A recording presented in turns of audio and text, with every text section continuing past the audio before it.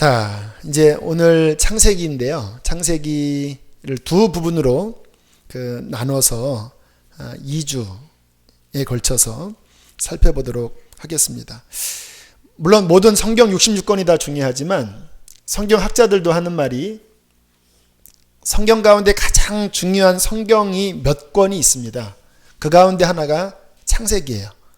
왜냐하면 모든 것에 그 기원이 나오기 때문에 창세기는 굉장히 중요합니다. 신약에서는 성경의 보석이라고 하는 부분이 로마서입니다. 그러니까 성경이 전체가 링이라고 하면 그 링에 박힌 보석 있죠. 다이아몬드. 그게 로마서라고 할 정도로 신약에서는 로마서가 아주 중요한 핵심이고 구약에서는 모세오경이 가장 중요한데 그 가운데 창세기가 아주 가장 중요한 기원이 나오는 말씀입니다. 이 창세기의 구조는 크게 나누면 두 부류로 나눕니다. 1장부터 11장까지가 기원, 그러니까 시작이고요. 12장부터 50장까지가 하나님이 이제 아브라함을 택하시면서 세상을 구원할 한 민족을 만들기 위하여 이제 아브라함의 그 믿음의 후손을 만드는 그 역사. 어떻게 보면 한 가문의 역사 같지만 한 가문의 역사가 아니라 온 세계를 구원하기 위한 그 믿음의 시초를 창세기 12장부터 들어갑니다. 이렇게 두 부류로 나눕니다. 오늘은 전반부 1장부터 11장 기원에 관한 부분을 살피겠는데 너무 중요해서 1장부터 3장까지를 좀 중심으로 나누려고 합니다. 자 1장부터 보면요. 우리 한번 3절부터 한번 1장 3절부터 8절까지 한번 시험적으로 한번 읽으시면서 제일 많이 나오는 단어가 뭔지를 한번 발견해 보시면 좋을 것 같아요. 자, 1장 3절부터 8절까지 시작.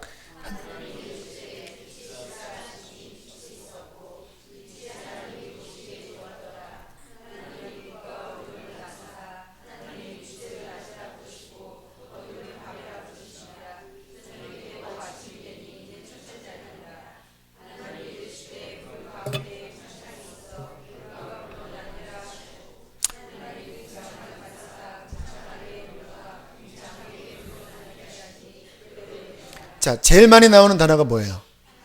그쵸, 하나님이죠. 하나님이. 지금 읽은 그 몇 절 안에도 벌써 꽤 많이 한 7, 8번이 나오죠. 창세기 1장에 하나님이라는 단어만 뽑으면 한 22번 이상이 나와요. 하나님이. 창세기 1장은 세상의 기원에 관한 말씀인데 여기에 주님께서 우리에게 강조하시는 것은 뭐냐면 이 세상의 주원은 따라합시다. 내가 아니라 하나님이시다. 이 부분을 하나님께서는 우리에게 강력하게 말씀하기를 원하시는 거예요. 우리는 자꾸 착각을 해요. 내가 주인인 것 같고 내가 내 인생의 주어인 것 같아요. 그리고 하나님도 나를 이렇게 밀어주고 그리고 다른 주변에 있는 것들도 내 중심으로 돌아간다고 생각해요. 또 내 힘으로 살아가는 것처럼 여겨요. 이것처럼 오해가 없습니다. 성경은 인간을 향하여 말씀하시기를 너희 인생이 무엇이냐?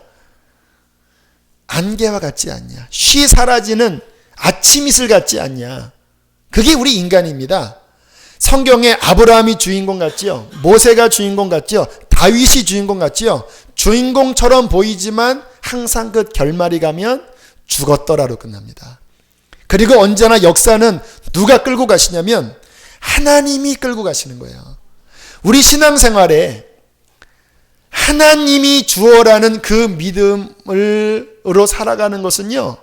아주 우리 신앙생활에 가장 중요한 우리 밑바탕에 가져야 될 귀중한 믿음인 것입니다. 우리가 왜 힘들어 할까요? 저도 지나온 그 목회 생활 한 20여 년 이제 20살 때부터 지금까지 한 22년 지나면서 주님을 섬기다 보면 이렇게 애탈 때가 실은 많이 있었습니다. 이제 단독 목회를 나가야 되는데 30살 때 열리지가 않아서 애를 하고 또 목회하면서 뭐가 이렇게 풀리지가 않아서 애타하고 그때마다 제가 굉장히 애타했거든요. 근데 지나고 나니까 하나님이 다 해결해 주시더라고요. 하나님이 여러분 지나온 날들을 돌이켜보세요. 힘든 것도 있고 어려운 것도 있었지만 여러분이 해결하셨습니까? 하나님이 해결하셨습니까? 하나님이 주어예요. 하나님이 주인이에요. 우리가 찬양을 드렸죠. 주 안에 있는 나에게 딴 근심이 있으랴. 십자가 밑에 나와 내 짐을 풀었네. 내가 주인이라고 생각하면 우리는 문제가 생길 때마다 왜 내가 끌어가야 되니까, 내가 해결해야 된다고 생각하니까 무겁습니다. 그러나 오늘 1장의 이 말씀, 하나님이 주어라는 그 믿음을 갖는다면 혹시 뭐가 막힌 것 같고 뭐가 어려워도 우리는 이 믿음 안에서 실은 평안할 수 있습니다. 하나님이 주인이시니까. 그 강문호 목사님이라고 그 성막 강의하시는 목사님이 그러시더라고. 어느 날 그 아이가 중고등학교 다닐 때 뭐 학교에서 뭐 공과금만 나오면 아빠한테 아빠 이거 돈 내줘요 하고 툭 던지고 가더래요.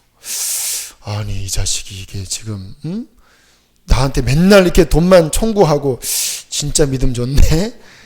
그러다 생각해 보니까 아니 얘가 나를 그렇게 믿는다면 나도 하늘에 계신 아빠가 있지 않냐. 그때 이제 목회하면서 막 공과금이 많이 날려왔는데 십자가 앞에 나가서 아빠 이거 알죠? 하고 본인이 아들이 하는 것처럼 그냥 툭 던지고 나왔다라는 거예요. 여러분 우리 안에 그런 믿음이 필요합니다. 하나님이 주인이시고 하나님이 이끌어 가셔요. 세상에 무슨 망할 것 같은 일이 벌어진다 해도 주 안에 있는 나에게는 딴 것이 없습니다.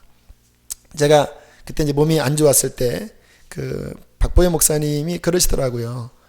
목사님은 주님 안에 있습니다. 그러면 됐습니다. 주님 안에 있으면 된 거예요. 주님 안에. 왜? 주님 안에 있다라는 것은 내가 주인이 아니라 그분이 주인이시기 때문에 그분 안에서 모든 것은 다 풀어질 것입니다. 또 하나, 하나님이 주인이라는 이 의식은요, 우리 안에 교만할 것도 없고 낙심할 것도 없다라는 말이에요. 뭐가 좀 가졌다고 해서 뭐 우리가 교만하고 막 집착할 게 없습니다. 하나님이 주인이시면요, 그분이 가져가시려고 하시면 우리는 아무것도 못 붙잡습니다. 우리의 건강, 뭐 우리의 자녀, 우리의 재산, 주님이 가져가려고 하면 우리는 아무것도 붙잡을 수 없어요. 그러니까 우리의 신앙생활은 뭐냐면 많이 가졌건 별로 없건 간에 그분 바라보고 겸손히 하나님이 주인이십니다. 이 마음의 태도로 주님을 섬겨나가는 것, 하나님이 기뻐하시는 마음이에요. 가장 중요한 것은 뭐냐면요, 내가 많이 갖고 덜 갖고가 중요한 게 아니라 하나님과 동행하면, 하나님이 함께하고 그분이 나와 함께하는 이 삶만 되면요, 나머지는 아무 문제 없는 것입니다. 창세기 12장부터 50장까지 아브라함, 이삭, 야곱, 요셉의 그 인생을 보면 하나님이 택하신 사람들인데 인생이 잘 풀렸을 것 같아요. 지난주에도 야곱 이야기했죠. 하나님이 아브라함에게 야, 저 하늘의 별을 보아라. 땅의 모래를 보아라. 네 자손이 이렇게 많을 것이다. 근데 한번 보세요. 육신적으로 아브라함이 마지막 죽을 때 진짜 사라에게서 나온 자식이 몇 명이었습니까? 하나에서 하나. 하나님이 너 동서남북 다니면서 봐라. 이 땅, 단 이 땅이다. 단 이 땅이다. 근데 마지막 죽을 때 아브라함의 땅이 본인 소유의 땅이 얼마큼이었는지 아십니까? 막벨라 굴에 그 무덤밖에 없었어요. 하나님이 사기치신 건가? 나중에는 주세요. 그러나 주님을 따라간다고 해서 우리 인간의 생각처럼 모든 것이 다 만사 형통하고 잘 되고, 아브라함도 안 그랬고요. 야곱도 그렇지 않았고요. 이삭은 어릴 때 막 아버지가 죽이려고 하는 그런 어려움도 당했고, 요셉도 하여튼 고생 아직 엄청나게 하잖아요. 막 감옥 들어가고 막 보디발이 하나가 막 이렇게 막 잉크하면서 막 꼬시는 거를 막 믿음으로 이겼더니 막 당하기도 하고. 그런데 아브라함이나 이삭이나 야곱이나 요셉이나 그 인생이 복된 이유는 딱 하나입니다. 하나님이 그들과 함께 하셨습니다. 하나님의 마음과 계획이 그들에게 있었어요. 그것 하나면 영원히 충분한 것입니다. 이 땅에서 조금 안 됐다 할지라도 그 후손 때에 가면 하나님이 이루어졌을 것이고, 또 나중에 주 앞에 가면 그 하나님과 함께한 모든 것이 다 주님 앞에서 갚은 바 된 것이기 때문에 이 믿음 위에 우리가 서야 돼요. 따라합시다. 주님 한 분이면 저는 충분합니다. 그 믿음으로 살아가는 것이 오늘 창세기 1장 세상의 기원, 하나님이 주인이라고 하신 그 말씀에 우리가 꼭 붙잡아야 될 믿음이고요. 자, 이제 2장으로 들어가면 핵심적인 것만 좀 살펴보겠습니다. 2장에는 1장 끝부터 보시면 사람의 기원이 나오는데요. 말씀을 좀 하나 찾아서 읽겠습니다. 1장 27절 한 절을 좀 보실까요? 1장 27절 시작.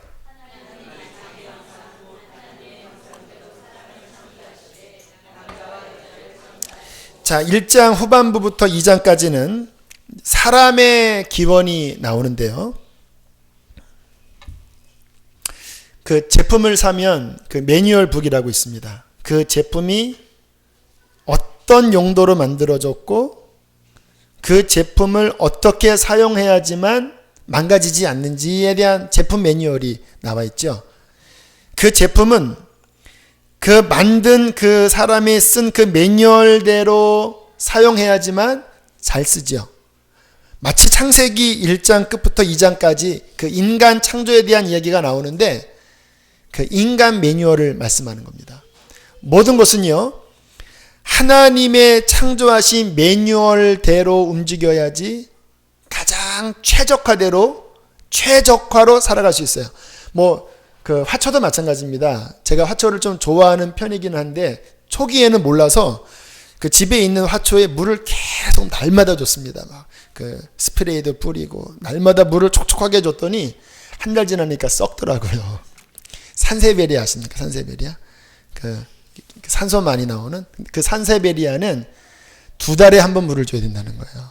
근데 저는 매일 사랑하는 마음으로 촉촉하게 막 스프레이 뿌렸는데 결국은 그 식물의 매뉴얼과 맞지 않았기 때문에 죽었거든요.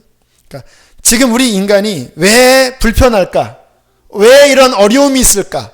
왜 갈등이 있을까? 이것을 풀려면요, 사람과 풀면 안 됩니다. 창세기 1장 끝부터 2장까지 인간이 어떻게 만들었는지에 대한 매뉴얼을 이해하면 인생의 문제들이 그래서 생겼구나. 어떻게 해야지 풀리는 것이구나. 어떻게 사는 것이 최적화로 사는 것이구나. 이 근본을 알게 됩니다. 그러니까 지금 이 1장 끝부터 2장까지 나와 있는 말씀은요, 그냥 예전의 아담과 하와 이야기가 아니라 지금 우리가 살아가는 데 있어서 너무나 중요한 근본을 우리에게 보여주고 있습니다. 자, 1장 끝부터 2장까지 세 부류로 좀 나누면서 살펴보겠는데요. 자, 조금 전에 읽었던 말씀 보면 하나님이 인간을 만드실 때 어떠한 모양으로 만드셨다고 말씀하십니까? 굉장히 중요한 말씀입니다. 하나님의 형상대로 남자와 여자를 창조하셨다. 자, 그럼 이 의미가 무엇일까요? 하나님이 저와 여러분을 그냥 다른 동물과는 확연하게 다른 하나님의 형상대로 지어졌다고 했다면 무슨 의미일까? 하나님도 우리처럼 코가 있고 눈이 있고 이렇게 사람 같은 그 외형을 말씀을 하시는 것일까? 자, 이것을 이해하려면 성경은 성경으로 풀어야 합니다. 5장 3절을 한번 보세요. 5장 3절.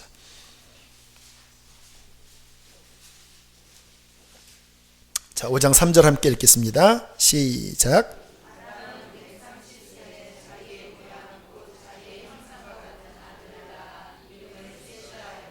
똑같이 나오죠. 자기의 모양, 자기의 형상대로 인간을 창조하셨다라는 똑같은 구조도 똑같아요. 표현이 아담이 130세에 자기의 모양, 곧 자기의 형상대로 누구를 어떻게 했다고요? 그럼 하나님이 형상대로 인간을 만들었다고 하는 것은 사람을 지금 어떠한 존재로 만드신 거죠? 하나님이 낳으신 겁니다. 제가 첫 아이를 낳을 때 1년 6개월 만에 가졌거든요. 그러니까 너무 기대가 되는 거예요. 어떤 아이일까? 남자일까 여자일까? 저는 우리 여자를 더 좋아하는데 하나님이 아들만 주시더라고요. 근데 그때 한 3개월, 4개월쯤 됐을 때 그냥 어린아이 같은 마음으로 기도를 했습니다. 하나님, 뱃속에 있는 아이가 도대체 어떤 아이예요? 막 막 기도를 했더니 하나님이 진짜 제 마음속에 답을 주시더라고요. 너 닮은 아들이다. 그래서 제가 아내한테 나는 이 아이가 누구인지 알고 있다. 그리고 쪽지에다가 지금 얘기하면 당신이 못 믿으니까 이렇게 적어놓고 그 욕실 그 구석에 딱 껴놓고 나중에 초음파 검사에서 나오면 그때 그거 보자 그랬습니다. 한 6개월쯤 됐을 때 초음파 딱 했더니 벌써 이게 나오더라고요. 이게 초음파 이게 기다란 게 보이더라고요. 그때 저는 벌써 알았습니다. 제가 그 초음파 검사가 와서 그거 딱 열어보고 이거 봐라 아들이지. 중요한 건 나 닮아야 되잖아요. 여러분 큰아이가 저랑 똑같이 생겼습니다. 아주. 한번 우리 그 추석 때인가 우리 집에 갔는데 우리 큰아이가 막 뛰어내려가는 걸 보고 우리 어머니 그 아이의 그 친할머니가 막 웃으면서 그러더라고요. 쟤는 어떻게 뛰는 것도 지 아빠랑 똑같이 뛰냐. 어릴 때 막 뛰는 것까지 똑같다라는 거예요. 하나님이 자기의 형상대로 저와 여러분을 지으셨다라는 것은요 엄청난 이야기입니다. 그냥 벌레처럼 지어진 게 아니에요. 하나님이 저와 여러분을 자녀된 존재로 우리를 지으셨다고 말씀하시는 거예요. 여러분 자녀 생각할 때 그 느낌 있잖아요. 그 느낌과 오히려 더 깊은 사랑으로서 하나님이 우리를 지으셨다라는 거예요. 이 말씀이 여러분에게 풀어질지는 모르겠습니다. 오늘 안 풀어지면 어떤 분은 풀어질 거고 다음이라도 풀어지겠죠. 그래도 제가 설명을 해드릴게요. 창세기 요한복음 17장에 보면 예수님이 십자가 지시기 전날 밤에 대제사장의 기도를 하십니다. 그 대제사장의 기도를 하실 때 굉장히 비밀스러운 기도를 해요. 어떤 기도를 하냐면 본인이 이 땅에 내려오기 전에 세상이 만들어지기 전에 그 영원 세계에서 본인이 성부 하나님과 어떻게 지냈는지를 그 기도 중에 이렇게 표현하십니다. 한번 들어보세요. 좀 어렵습니다. 아버지여, 창세전에 내가 아버지와 함께 가졌던 영화로서 지금도 아버지와 함께 나를 영화롭게 하옵소서. 이 말씀을 유명한 신학자가 조나단 에드워드가 이렇게 풀었습니다. 하나님이 창세전에 세상도 만들어지기 전에 하나님은 스스로 계셨잖아요. 성부, 성자, 성령께서 영원 전부터 존재하신 분이거든요. 어떻게 존재하셨는가? 하나님과 그 아들이 서로 사랑 안에서 영광을 주고받으면서 지냈다는 거예요. 아들아, 나의 영화로운 아들아. 그 하나님의 영광스러운 음성을 아들이 받으시고 아들이 영화롭게 되면서 내 아버지여, 내 아버지여, 내 영화로운 아버지여 하면서 창세전에 성부와 성자와 성령이 그 영광과 영광을 주고받으면서 사랑과 친밀한 교제로 영원전에 계셨다라는 거예요. 잘 이해가 되시나요? 모든 것이 만들어지기 전에 하나님은 스스로 거하시면서 그 영광 가운데 성부와 성자와 성령이 그 깊은 사랑 가운데 계셨다라는 거예요. 그런데 그 17장 24절에 이렇게 말씀을 하세요. 잘 들어보세요. 아버지여, 내게 주신 자도, 우리 이야기하는 거예요. 내게 주신 자도 나 있는 곳에, 천국이죠, 나와 함께 있어. 아버지께서 창세전부터 나를 사랑하심으로 내게 주신 나의 영광을 그들도 보게 하시기를 원하옵나이다. 지금 제가 2절을 말씀했는데 이것은요, 성경에 창세기부터 계시록까지 엄청난 하나님의 그 마음을 지금 꿰뚫는 말씀입니다. 그러니까 이런 거예요. 내가 창세전에 아버지와 그 영광을 누리면서 살았지요, 주님. 그리고 하나님이 언젠가 인간을 만드셨습니다. 어떠한 존재로? 그 영광을 누릴 존재로, 하나님의 형상대로. 그런데 그 인간이 죄에 빠져서 하나님의 영광에서 끊어지고 영원히 멸망받을 그런 비참한 인생이 되었는데, 이제 아버지여, 내가 십자가를 지고 내가 그들의 죄를 담당함으로 그들 가운데 구원 얻을 자가 있을 것입니다. 오 아버지여, 그들도 이제 나중에 아버지와 아들과 내가 영광을 누리는 그 곳에 함께 들어와서 그 영광을 함께 누리고 그 그 아버지의 영광을 바라보고 그 아버지의 영광을 누리는 자들로 그 안에 들어와 영원히 살게 해주십시오. 이해가 되시나요? 이거는요, 소름 끼치는 일입니다. 우리가 100년 살다가 끝내버릴 인생.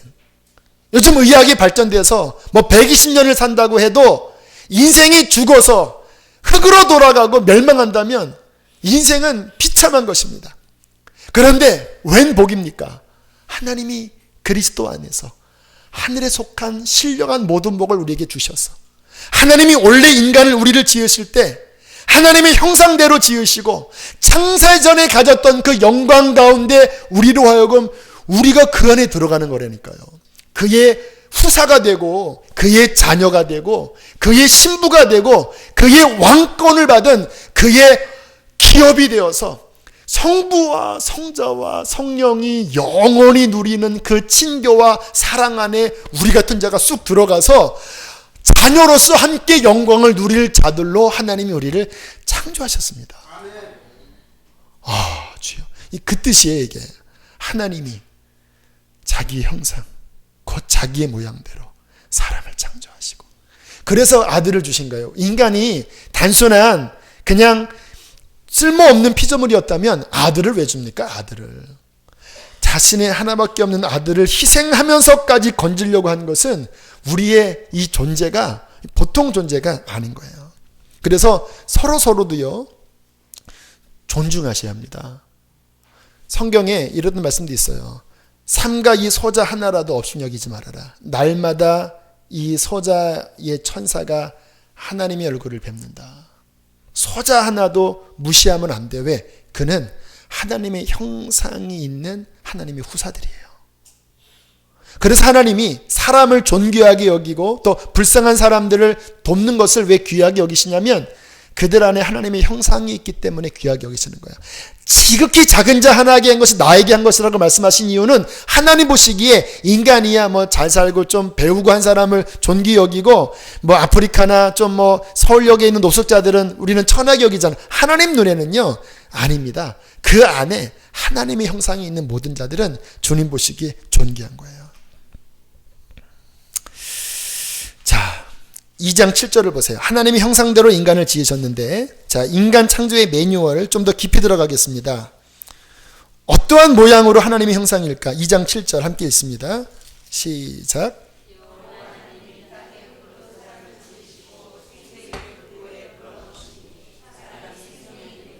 자, 인간 창조가 특이한 게 천사와 달라요. 천사는 영입니다. 근데 인간은 영만이 아니에요. 흙을 빚어서 육체가 있어요. 근데 인간이 동물과 달라요.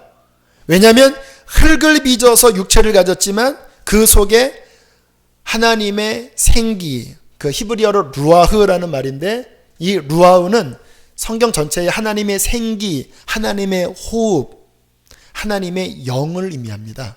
이 단어가 에스겔서 37장 8장에 보면 생기야 사방에서 불어서 이 사망당한 자를 살려라 할 때 생기가 불어넣으면서 그 죽었던 시체들이 막 일어나잖아요.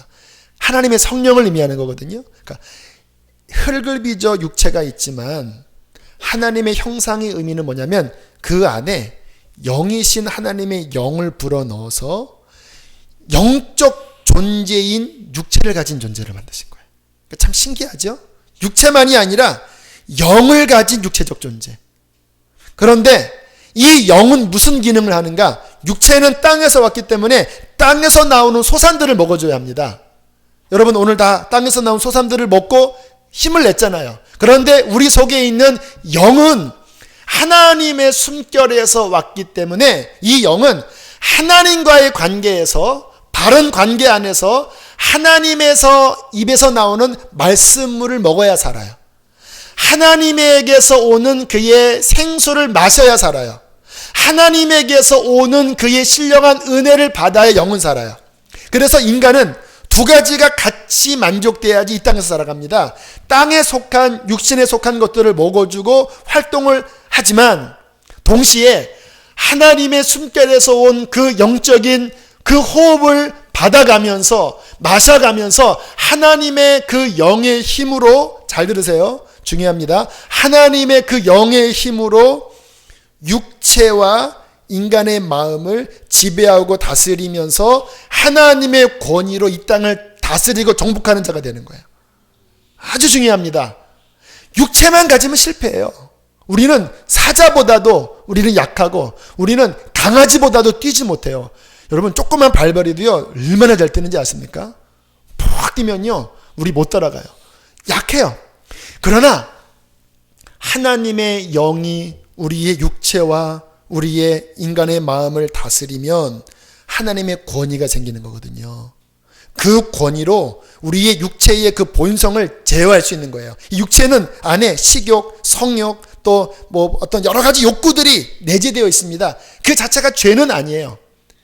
그런데 이게 잘못 발산되면 죄가 되는 거거든요. 근데 하나님의 영의 지배를 받고 하나님과의 바른 관계 속에서 계속 공급을 받으면서 그 힘으로 육체도 다스리고 지정의도 다스리고 그 하나님의 권위로 만물을 다스리는 이 굉장히 오묘하고 신묘망통하고 굉장히 독특한 존재가 바로 인간이었거든요. 근데 보세요. 인간이 죄를 지으면서 하나님과 단절돼 버립니다. 그 순간 무슨 일이 벌어진지 아세요? 하나님께로부터 와야 될 그 생기, 말씀, 생명이 딱 끊어져요. 그 순간 어떻게 됩니까? 영이 죽어요. 그래서 우리는 영이 죽어 태어난 인간들이에요. 영이 죽어요. 영이 죽으니까 무슨 일이 벌어집니까? 그 속에 육신이 갑자기 힘을 내기 시작해요. 하나님과 끊어져서 공급이 안 되니까 육신이 갑자기 주인이 되어버려요. 그리고 인간은 이제 육신의 욕구대로 살아가요. 그게 창세기 4장, 5장, 6장 끝까지예요. 거룩한 것 같지만 육신이 이걸 못 이겨요. 왜? 육신은요 성령의 지배를 받아야지만 다스려지는 거예요. 로마서 8장이 그 말씀하잖아요. 성령의 소욕으로 육체를 다스려야지만 잡히거든요. 근데 이게 끊어져 버리니까 이 육신의 발동으로 막 살인하고 죽이고 하는 것이 지금 인간 군상의 이 죄의 역사고요. 여러분의 삶에서 일어나는 모든 갈등의 역사가 하나님의 이 영에서 단절되든지 뭐가 꼬여서 육신대로 살아갈 때 그 육신으로 말미암아 맺혀지는 열매인 것입니다. 3주 전에 거듭남에 대한 설교했죠.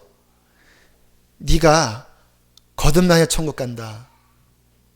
육으로 난 것은 육이다. 네가 부모로부터 태어났을 때는 너는 영이 죽어서 하나님과 끊어져서 태어난 그 육신을 가지고는 아무리 종교적인 수행을 쌓아도 하나님과 틀어져서 해결할 수 없는 그 죄의 문제는 육신을 가지고는 해결 안 된다.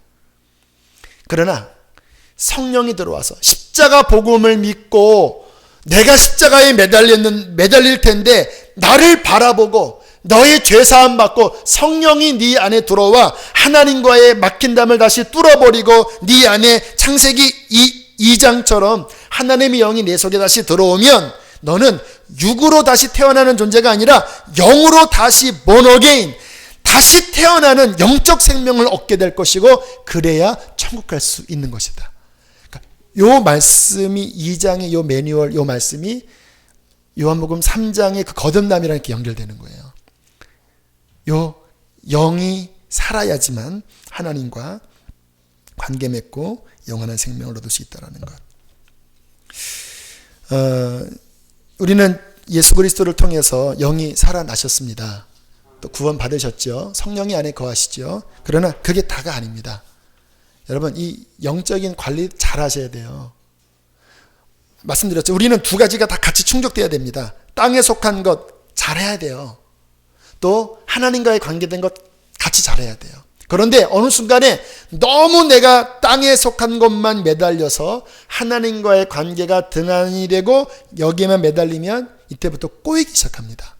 왜? 육체의 어떠한 그 본성이 나타나는 열매는 처음에는요 굉장히 잘 속입니다. 야, 너 이렇게 해서 좀 잘 살아야지. 그래도 헌금도 많이 해야지. 야, 너 좀 이렇게 잘 살아야지 인정받지. 그렇게 합리화를 시켜요. 그런데 하나님과 점점 멀어지잖아요. 그렇게 나아가다 결국 가는 곳이 죄의 구덩이로 갑니다. 이거는 뭐 두말할 나위 없어요. 누구나 다 글로 가요.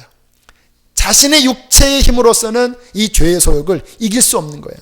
그래서 우리가 물론 이 일을 성실하게 해야 되겠지만, 그러나 이 관계를 소홀히 하면서까지 가면 그러면 큰일 나는 거야. 그래서 하나님과 나 사이의 관계를 매일 점검하고, 이렇게 3일날도 예배 드리고 새벽에도 예배 드리고 하나님과 관계를 잘 해나가면서 이 둘 사이에 밸런스를 잘 맞춰야지만 우리는 가정생활, 내 영적 생활 모든 것들을 잘 유지할 수 있습니다. 이것에 대한 귀한 안목이 우리 안에 있게 되기를 축복합니다. 자, 두 번째가 그 영적 피조물로 지어졌다는 것이 인간 매뉴얼이고요. 세 번째는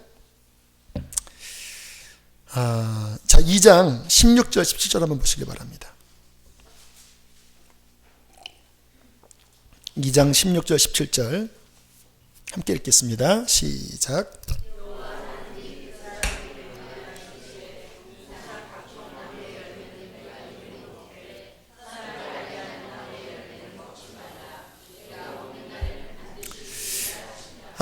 주님이 인간을 만드시고 좀 짓궂어 보이는 어떤 한 일을 하셨습니다. 그것은 뭐냐면 동산 중앙에 선악과라는 나무를 두신 다음에 말씀하시기를 이거 먹지 말아라. 이거 먹으면 끝이다. 라는 말씀을 하신 거예요.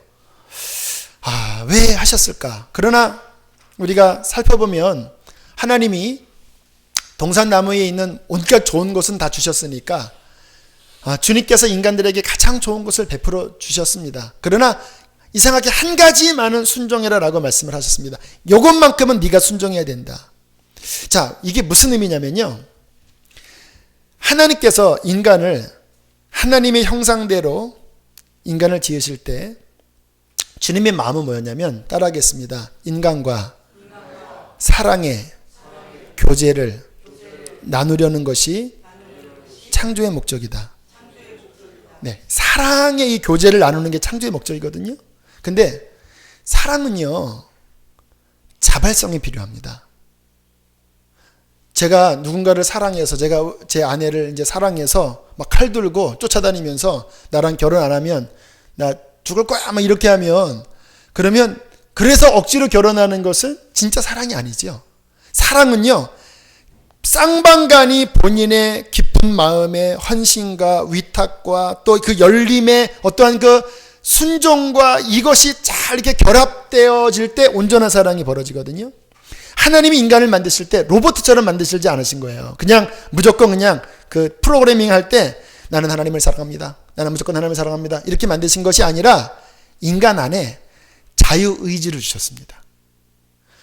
하나님이 인간에게 모든 것을 주시고 인간 안에 자유의지를 주시면서 하나님은 어떻게 생각하셨냐면, 그 자유의지로 내게 순종하는, 순종을 보이는 것이 나를 사랑하는 중요한 포인트다라는 거예요. 그러니까 선악과는 그냥 하나의 열매가 아니라 내가 너에게 모든 것을 주었는데 이것 하나를 네가 순종하는 순종을 통해서 너는 너의 의지로 나를 사랑한다라는 것을 보여줘라는 말씀이에요.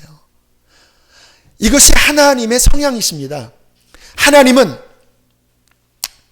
우리에게 자유의지를 주시고, 그리고 우리 안에 있는 그 자발성의 그 순종을 보시면서 우리와 관계 맺어요. 그래서 하나님과 이 교제하다 보면요, 참 하나님이 굉장히 인격적이십니다. 어떤 것을 막 강요하시는 경우가 제가 교제하다 보면 많지가 않아요. 뭐 급할 때는 강요를 하시지만 굉장히 우리의 의사를 물어보시고, 또 우리와 이렇게 대화 나누시면서 어떤 우리의 감정들, 우리의 느낌들을 굉장히 존중히 여기시는 것들을 많이 발견해요. 하나님이 무서운 하나님 같지만 막상 이렇게 교제하다 보면 굉장히 젠틀하신 분이세요. 근데 그분께서 건들지 않는 것이 뭐냐면 우리 안에 있는 그 자유의지. 그러니까 항상 이렇게 제시하는 거예요. 믿어라. 네가 순종해라. 근데 억지로 막 보통 무속 종교나 그 귀신들과 이렇게 접하는 분들의 이야기를 들어보면요, 거기는 그 귀신의 명령을 듣지 않으면요 굉장히 엄포를 준대요. 넌 뭐 죽일 거다, 막 내가 막 병을 걸리게 할 거다, 그렇게 한대요. 근데 하나님은 그렇게 안 하십니다. 분명히 제시를 해요. 그러나 하나님께서 바라시는 건 뭐냐면 우리가 열린 마음으로 하나님을 사랑하는 마음으로 순종을 하기를 바라시는 거예요. 그때 하나님은 가장 기뻐하세요. 그게 하나님이 인간과 이렇게 교제하고 관계 맺는 중요한 하나님의 방식이거든요. 창세기 2장 16절 10절이 바로 그 내용입니다. 내가 너에게 자유의지를 주었고 너는 나와 관계 맺을 때 순종이라는 것을 통해서 나와 관계 맺어야 한다. 나의 모든 복은 너의 이 사랑의 자발적인 순종 안에 이루어지는 것이다 라고 말씀을 하는 것입니다. 정리합니다. 하나님이 인간을 어떻게 창조하셨다고요? 하나님의 형상. 하나님의 형상은 곧 우리가 어떤 존재입니까? 하나님의 자녀. 이래서 가르치면 잘 모르시잖아요. 그래서 이거 다음에 또 해도 괜찮아요. 잘 모르시니까. 하나님의 형상, 하나님의 자녀고, 또 하나 우리는 그 속에 뭐를 갖고 있어요?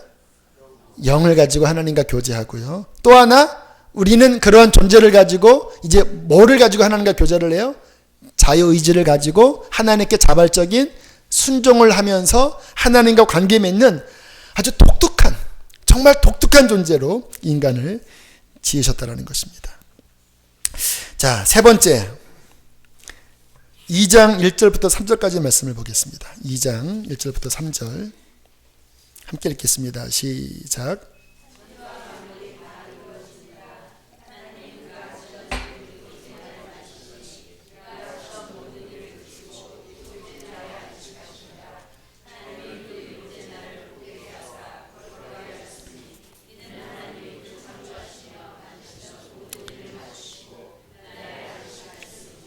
자, 여기에 뭐가 나와요?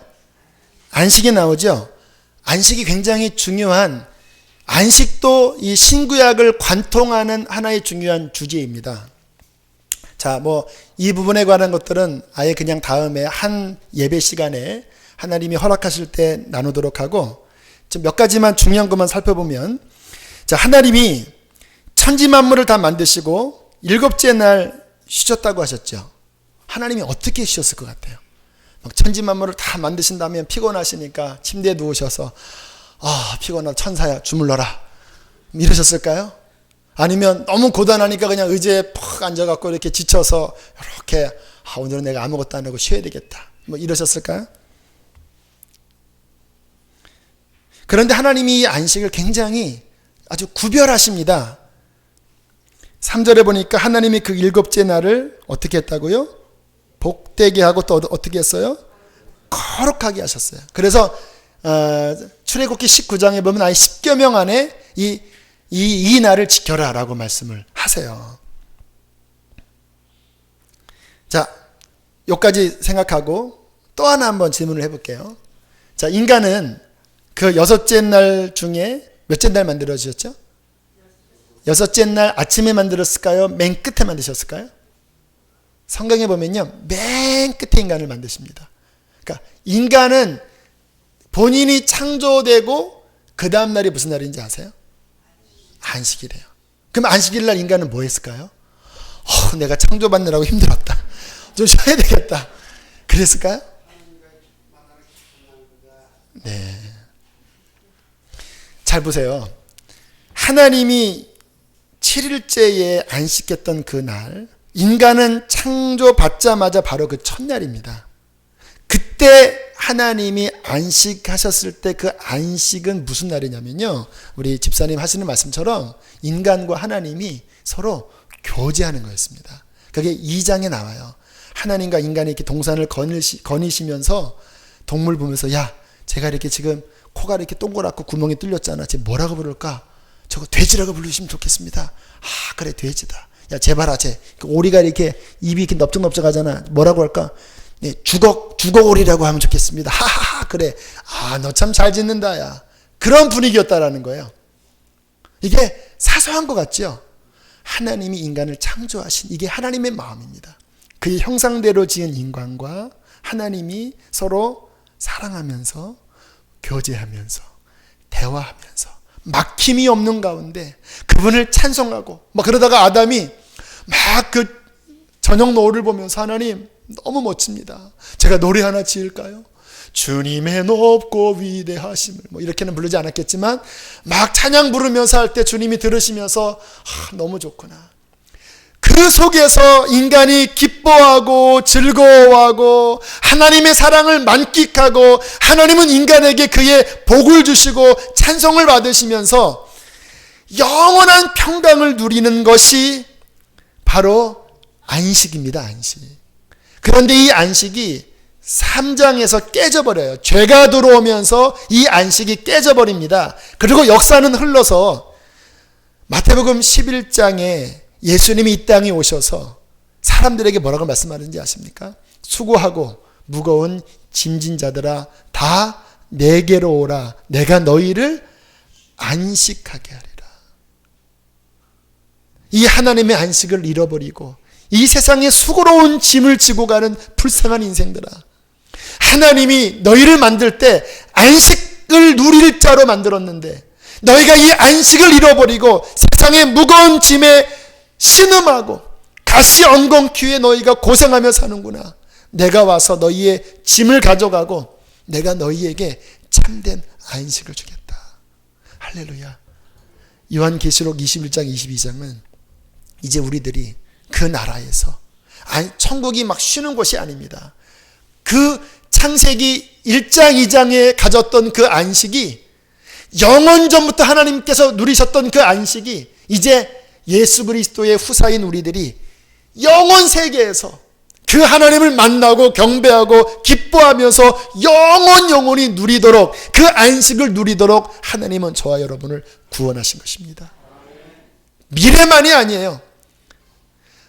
히브리서 4장은요 이 안식을 이야기해요. 만약에 구약에 안식할 때가 남았었다면 하나님이 다시 말씀하지 않았겠지만 너희에게 안식할 때가 남아있도다. 믿는 자는 이 안식에 들어간다고 말씀하십니다. 정말 예수 그리스도를 믿고 그 하나님과의 온전한 순종의 관계 안에 있는 자는요 샬롬을 누립니다. 샬롬은 뭐냐면 하나님의 뜻이 우리의 삶에 온전히 이루어질 때 그 심령 안에서 누리는 만족함, 안식, 예수 그리스도 안에서 이 안식을 이 땅에서도 누리는 것이 하나님의 계획인 것입니다. 우리가 주일날, 이 안식일날, 구약은 안식일이 토요일이었고요, 신약교회들은 주님이 부활하신 그 주일, 지금 말하는 일요일, 이때를 이제 쉬는 날로 잡지만 다 그림자들입니다. 진짜 안식은 뭐냐면요, 이 하나님 안에서, 그리스도 예수 안에서 그분과의 막힘없이 창세기 2장처럼 요한계시록 21장 22장처럼 그 하나님을 즐거워하면서 하나님의 영광을 위해서 살아가고 그분을 찬양하고 그분을 기뻐하고 그분 안에서 행복해하고 그분과 함께 십자가를 져도 내가 슬퍼하지 않을 것은 내가 그분과 함께함이라. 좁은 길을 걸으며 밤낮 기뻐하는 것, 주의 영이 함께함이라. 이 삶으로 그분은 우리를 초대하신 것입니다. 그 은혜를 누리시길 바랍니다. 시간이 좀 지나갔지만 신속히 하겠습니다. 자, 이제 죄에 대한 부분들을 나눠볼게요. 자, 창세기 3장이 이제 인간이 틀어지게 된 그 죄의 기원을 설명해 주고 있습니다. 자, 창세기 2장 16절 17절을 다시 한번 읽어보시기 바랍니다. 자, 죄는 뭐냐? 죄는 말씀에서 빗나가 버린 거예요. 자, 하나님의 말씀 원형을 보겠습니다. 2장 16절 17절 함께 했습니다. 시작.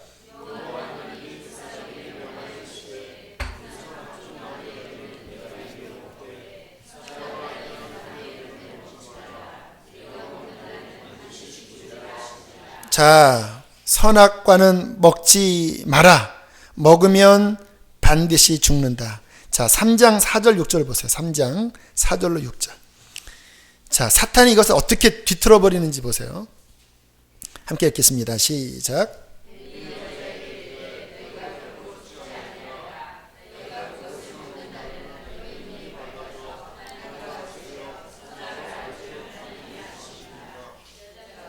육 절도요. 시작.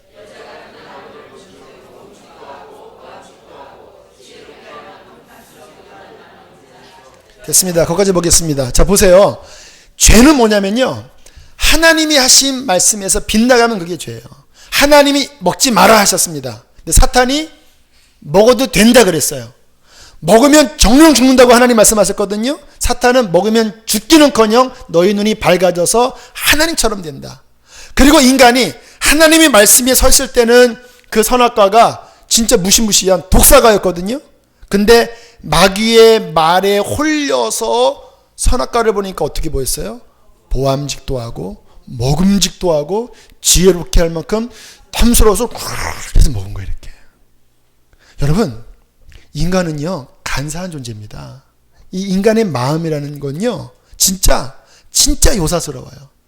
하나님의 거룩한 말씀이 사로잡을 때는 그 진리의 눈으로 죽을 것이 죽게 보이고 살릴 것이 살리게 보이거든요. 근데 이 마음에 하나님의 말씀이 밀려나고 거짓되고 왜곡된 것이 들어와서 마음을 점령하잖아요. 먹으면 죽는데 좋아 보이는 거예요. 그 짓 하면 망하는데 그렇게 하면 즐거울 것 같은 거예요. 그래서 죄 짓습니다, 인간들이. 신앙생활에 왜 우리가 하나님의 말씀을 배우고 이 진리의 기둥을 우리 안에 세워야 되냐면요, 세상이 지금 뒤틀려 있습니다. TV를 봐도 영화를 봐도 세상에 흘러나오는 봐도 다 뒤틀려 있어요. 지금 미국에서는요 이 강단에서 동성연애는 죄입니다라고 말을 못하게 되어 있습니다. 왜냐하면 인권을 모독하는 거라고. 그들도 그들 나름대로의 인권이 있는데, 근데 그게 불과 한 10년 전만 해도 우리나라는 그나마 괜찮았거든요. 그런데 왕의 남자하고 무슨 또 드라마에서 그런 것들을 이렇게 자꾸 미화시키면서 그게 막 이렇게 눈에 들어오니까 이게 점점 마치 비커에 개구리를 놓고 서서히 불을 끓이면 얘가 점점 이렇게 시원한데 시원한데 뻗는다잖아요. 이렇게. 그런 식으로 이 세상이 흐르는 말씀과 전혀 다른 그 왜곡된 지식들이 우리를 사로잡으면요 우리 천국 못 갑니다. 왜냐하면 사람은요 믿는 대로 행동하는 거거든요. 말씀을 믿으면 말씀에 순종하는 거고, 사단의 말을 믿으면 사단의 말에 순종하는 거예요. 하나님의 말씀을 믿으면서 이렇게 안 되고, 사단의 말을 믿으면서 하나님께 순종 안 되는 거예요. 왜 우리가 하나님의 말씀에 눈을 부릅뜨고 왜 말씀으로 채워야 되냐면, 이 왜곡이 심한 세상에서 무엇이 진리입니까? 어떤 게 바른 길이에요? 어떻게 해야지 망하지 않아요? 하나님의 말씀이 그것을 우리에게 가르쳐주고 있어요. 그래서 성경에 기록된 말씀밖에 넘어가지 말아라라고 말씀을 하는 거예요. 말씀으로 더 채우셔야 합니다. 이 사고 안에 찔러면 막 말씀이 나오셔야 돼요. 막. 감사하게 아무튼 나름대로 말씀을 열심히 읽다 보니까 말씀이 진짜 속에 많이 들어있는 것 같아요. 막 설교하다가 막 어떤 부분 말씀을 하면요, 암송한 게 아니라 그냥 막 외워져요. 말씀들이 또 막 어떤 제가 잘못된 길로 가려고 하면 속에서 말씀들이 막 총알처럼 그러가 망한다, 지옥 간다, 회개해라 막 정신없이 쏟아져서 그것 때문에 하여튼간 힘들어서 다시 돌아오고 할 정도까지 감사하게 하나님이 제 안에 말씀으로 채워주셨어요. 그래도 미혹당하면요 저도 죄에 끌려가요. 하나님의 말씀으로 채우는 것은요 사활이 걸린 문제입니다. 사단은 지금 온갖 것을 가지고 우리에게 총공격하는 그러한 시기가 아니겠습니까? 자, 그 죄의 결과를 한번 좀 살펴보면요, 자, 인간이 그렇게 이제 선악과를 따먹었거든요. 근데 하나님처럼 될 줄 알았더니 어떤 식으로 됐냐면 3장 7절 8절 두 절 함께 읽겠습니다. 시작.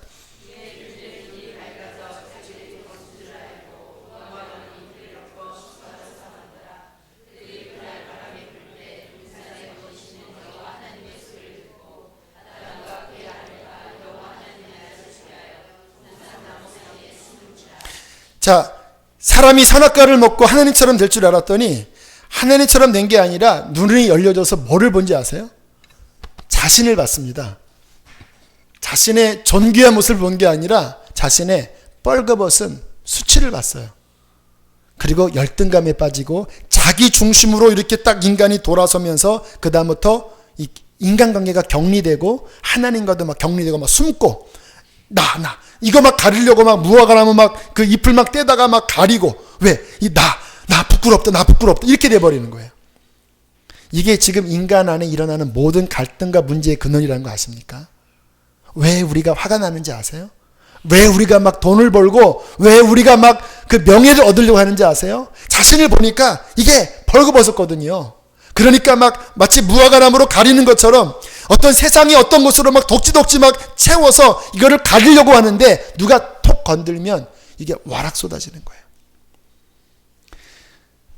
인간이 죄를 범하고 그 속에 타락하면서 일어나는 가장 큰 특징이 뭐냐면 자기 중심으로 돌아섰다라는 거예요. 근데 그 자기 중심 안에는 자랑스러운 하나님의 형상이 존재하는 게 아니라 수치스러운 죄된 벌거벗은 것이 그 안에 들어있는 거예요. 그리고 인간은 왜 노력하는지 아세요? 그거 가려보려고. 십자가는요, 예수께서 그 인간의 수치를 가져가신 것입니다. 그리고 우리에게 더 이상 나 중심, 나를 바라보면서 너를 세우려고 자아 추구하며 사는 자들이 아니라 이제 사나 죽으나 하나님의 영광을 위하여 사는 변화된 존재로 우리를 새 창조하신 것입니다. 십자가를 믿은 자들은 더 이상 나에 연연하지 않는 자들입니다. 그렇게 하기로 복음 위에 서야 돼요. 지난번에 누구한테 심한 말을 들었을 때 막 시험 들려고 그러더라고요. 근데 그때 그런 생각이 들더라고요. 지금 내가 왜 시험 들려고 하지? 나에 대해서 안 좋게 얘기하니까 그런 거잖아. 그런데 나는 있는 거야, 없는 거야? 내가 나를 위하는 자야, 아니야? 나는 더 이상 나를 위하는 자가 아니야. 나는 십자가에서 죽었어. 나는 살아도 주를 위하여 살고 죽어도 주를 위하는 자야. 그래, 나에게 뭐라고 하는 것은 중요하지 않아. 혹시 고칠 것이 있으면 고치면 되는 거지. 그것 때문에 내가 화내거나 분해할 필요 없지. 여러분, 자유함이더라고요. 나의 수치를 바라보고 가리는 것에서 벗어나면요, 웬만한 갈등들은 다 사라집니다. 주님께서 십자가를 통하여 우리의 수치를 가져가시고 그분을 우리의 중심 안에 두셨습니다. 자, 마지막 빨리 진행하겠습니다. 자, 그렇게 인간의 죄에 빠지고 주님께서 이제 복음을 제시하십니다. 성경의 핵심은 그 죄에 빠진 인간을 건질 하나님의 복음을 발견하는 것이거든요. 자, 창세기 3장의 최초의 복음이 나옵니다. 3장 15절 함께 읽겠습니다. 시작.